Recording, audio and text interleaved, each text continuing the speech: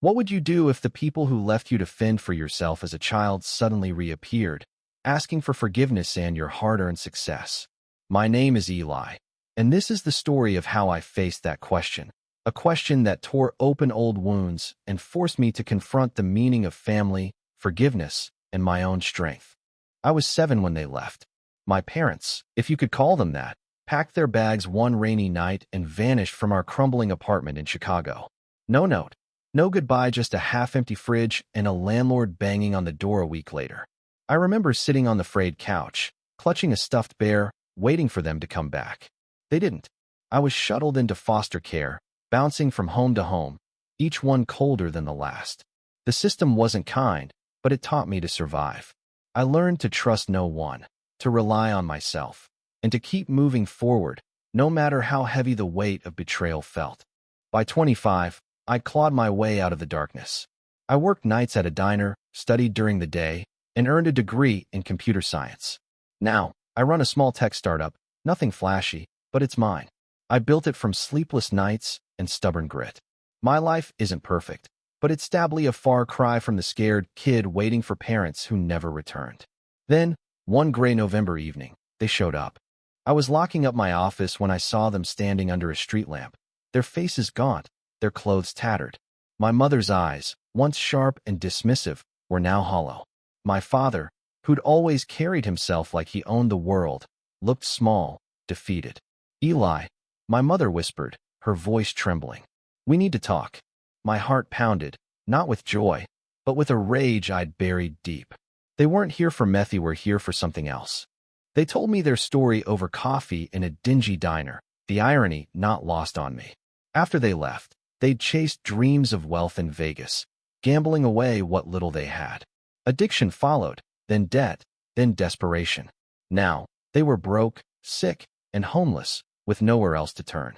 They wanted my help, money, a place to stay, a piece of the life I'd built without them. "You're our son," my father said, his voice cracking. "We're family." Family? The word tasted like ash. Where was family when I was eating scraps from foster home kitchens? Where was family when I cried myself to sleep, wondering why I wasn't enough? I wanted to scream, to tell them to leave and never come back. But something stopped me. Maybe it was the way my mother's hands shook, or the way my father wouldn't meet my eyes. They were broken, and part of Maya, part one hated, felt pity. I gave them $100 and the address of a shelter. "That's all I can do," I said, my voice cold.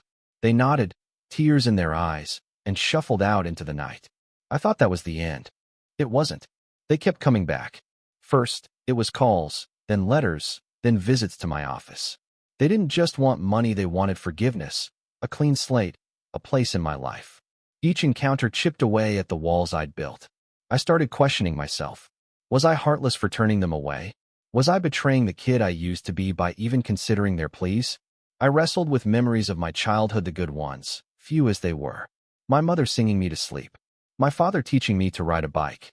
Were those moments real, or just lies I told myself to cope? One night, I found an old photo in a box I'd never unpacked.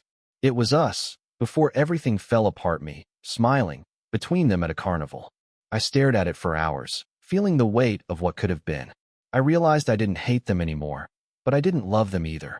What I felt was something heavier, understanding. They were flawed, selfish, human. They'd made choices that scarred me, but I wasn't that helpless kid anymore.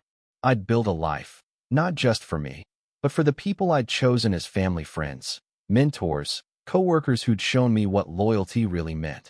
I met them one last time, in a park near my apartment. I told them I'd pay for their rehab, cover their rent for a year, but that was it. "I'm not your son anymore," I said, my voice steady. "Not the way you want. I forgive you, but I can't forget." My mother sobbed, my father nodded, and for the first time, I saw them accept the truth. They weren't my family, they were just two people who'd lost their way.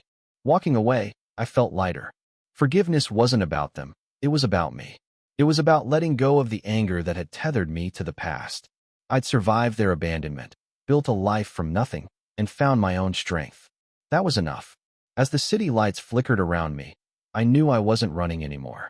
I was free.